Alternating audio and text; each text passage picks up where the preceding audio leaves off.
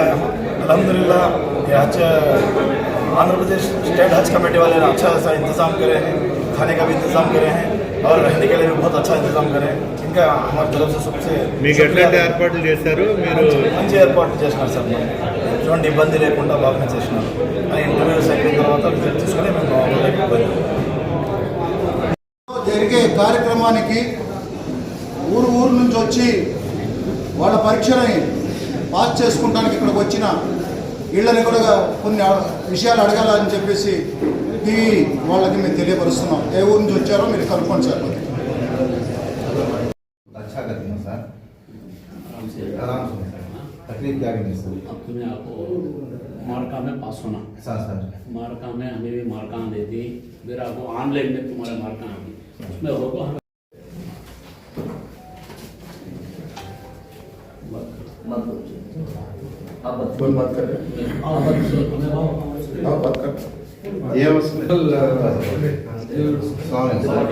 Sir मेरा नाम शेख रहीम sir. मैं नेल्लूर जिला रामपुर मंडल से आया सर. मैं तिरुपति जिला में डकली पुलिस स्टेशन में कांस्टेबल पोस्ट करता हूँ, अमल करता हूँ सर.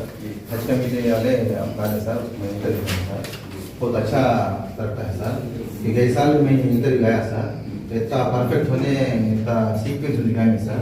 कैसे तो सर निर्मल देना है सर.